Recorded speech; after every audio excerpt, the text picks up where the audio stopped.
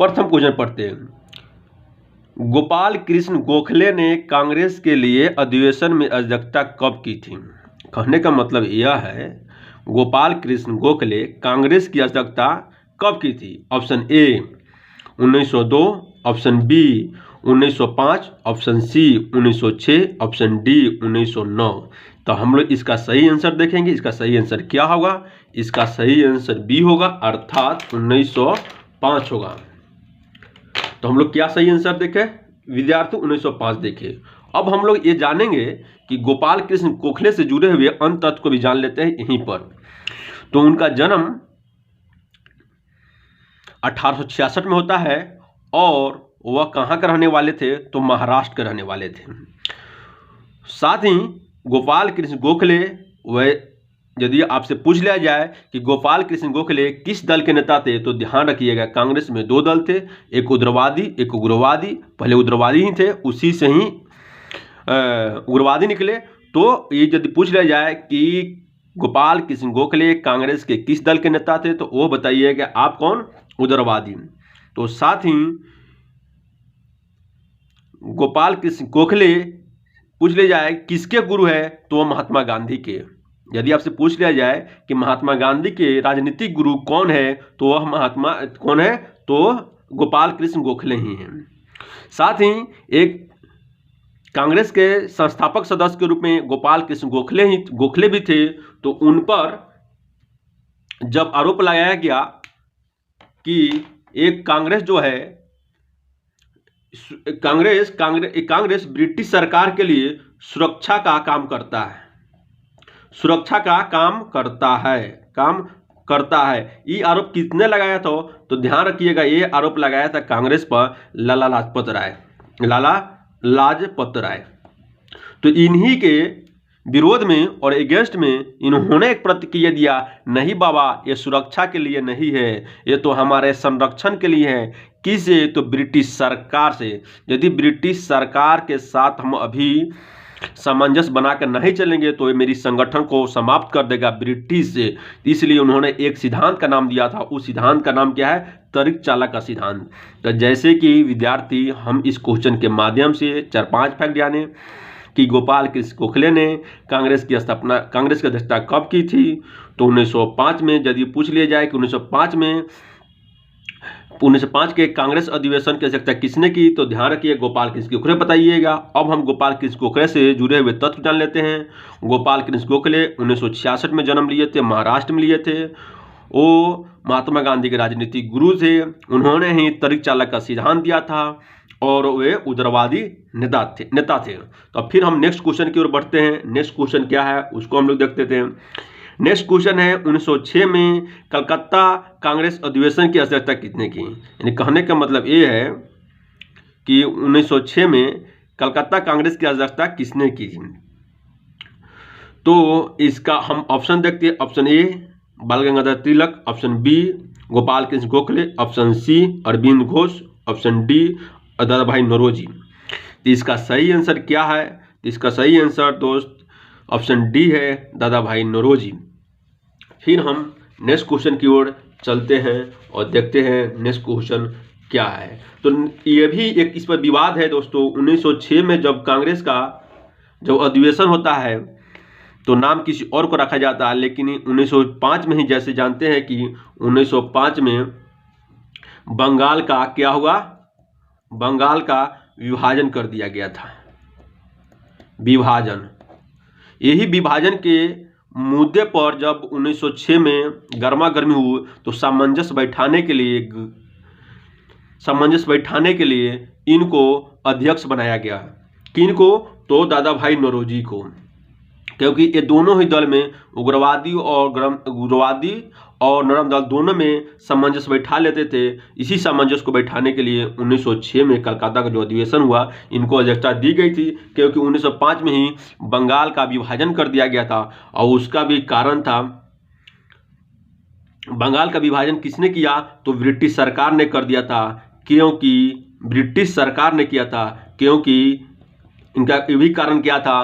क्योंकि राष्ट्रीय एकता का जो केंद्र था वो भी बंगाल में ही था।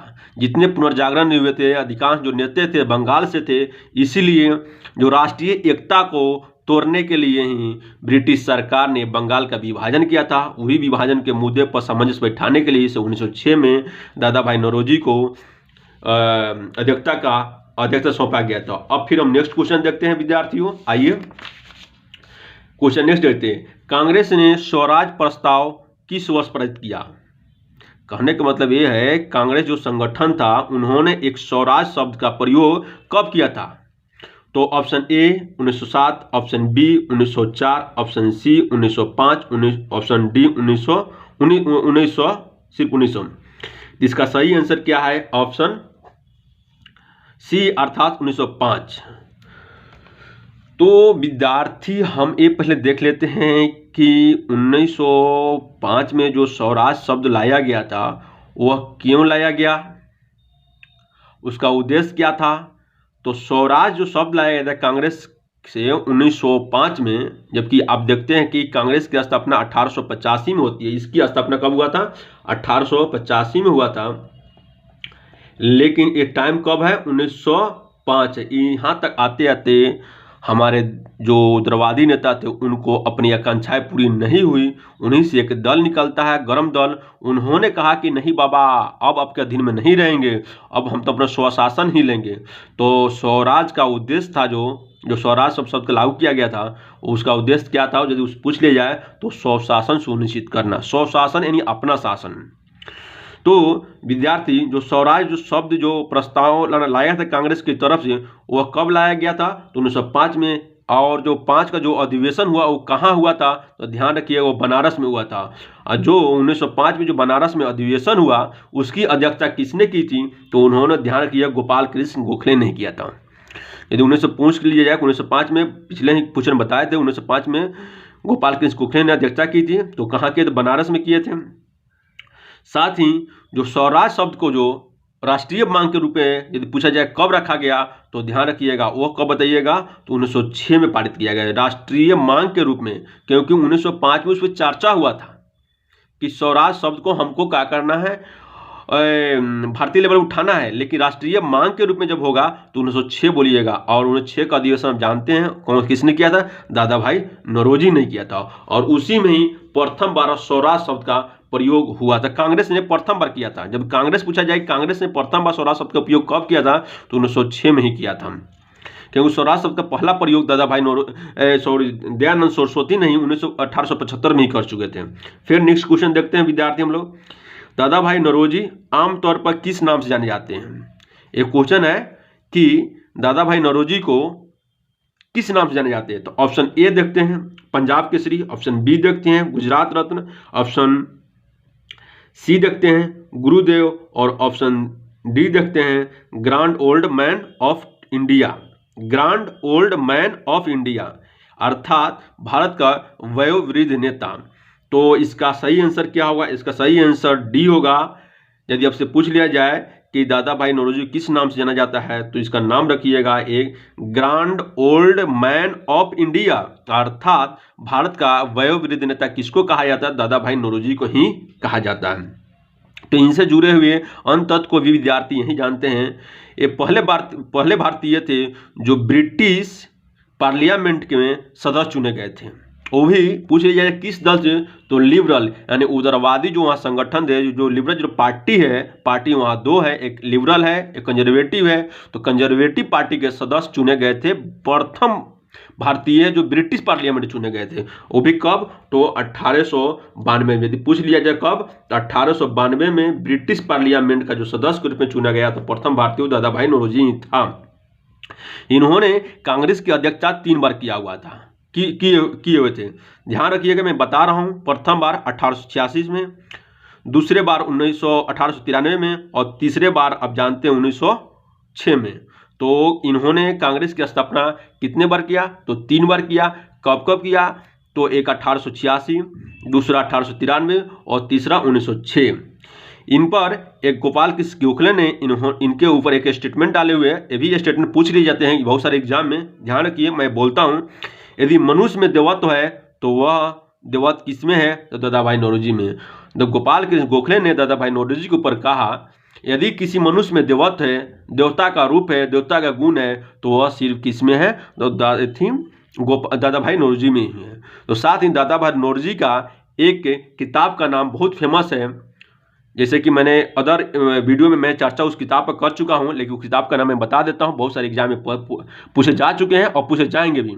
उस किताब का नाम है poverty and un British rule of India. यदि आपसे पूछ लिया जाए कि poverty and un British rule of India किताब के लेखक कौन है या यह किताब किसका है, तो ध्यान रखिएगा, एक बोलिएगा दादा भाई नौरोजी का है। फिर हम विद्यार्थी नेक्स्ट क्वेश्चन देखते हैं। नेक्स्ट क्वेश्चन क्या है, आइए। नेक्स्ट क्वेश्चन आपको मिलेगा 1907 में भारतीय राष्ट्रीय कांग्रेस का विभाजन कब हुआ था?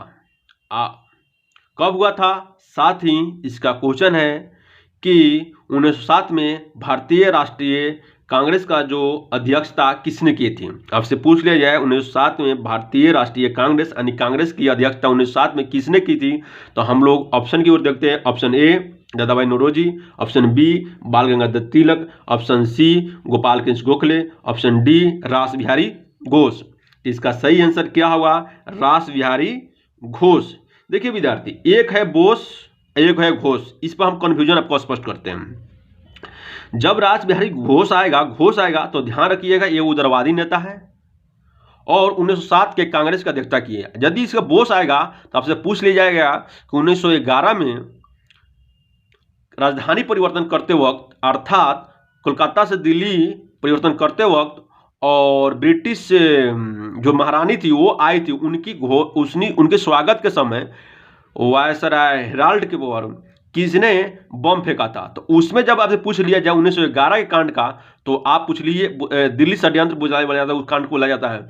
उसमें रास बिहारी आप बोस बोलिएगा, ना कि घोष बोलिएगा। दोनों लास्ट का जो शब्द है उसमें अंतर है। घोष आएगा तो सूरत अधिवेशन का अध्यक्षता किए थे, बोस आएगा तो दिल्ली कांड में, दिल्ली में जो बम फेंका गया था हेराल्ड के ऊपर, तो उसमें बोस है। इसमें मैंने आपको स्पष्ट कर दिया। तो जैसे मैंने आपको बताया, कांग्रेस का जो सूरत अधिवेशन हुआ था 1907 में, उसकी अध्यक्षता किसने की थी? तो रास बिहारी घोष। तो यहाँ हम जानते हैं कि आप जैसे कि आप सोचेंगे, बोलेंगे कि कांग्रेस का विभाजन 1907 में ही 7 में क्यों हुआ? तो विभाजन इसलिए हुआ मेरे विद्यार्थी, विभाजन का कारण यह था आंदोलन को रणनीति को लेकर, आंदोलन को उद्देश्य को लेकर, और साथ ही आंदोलन में भागीदारी को लेकर। जैसा कि हम 1905 में बताए थे, बंगाल का विभाजन ब्रिटिश सरकार ने कर दिया था। उसी विभाजन में भागीदारी को लेकर वहाँ पर विभाजन हो गया। अब गरम दल कहते थे कि नहीं, ये जो बंगाल विभाजन हुआ है उसका विरोध, उसका आंदोलन संपूर्ण भारत में होना चाहिए, जबकि नरम दल बोलते थे नहीं नहीं, सिर्फ इसका बंगाल में होना चाहिए। तो इसी मुद्दा को कौन रखे स्टेज पर? तो दोनों ने अपने अपने नेता का चुनाव किए। गरम दल के रूप में बाल गंगाधर तिलक को रखा गया और नरम दल के रूप में रास बिहारी बोस को ले गए। इसी अध्यक्षता को लेकर, अध्यक्षता पद को लेकर सूरत में 1907 में कांग्रेस का विभाजन हो गया।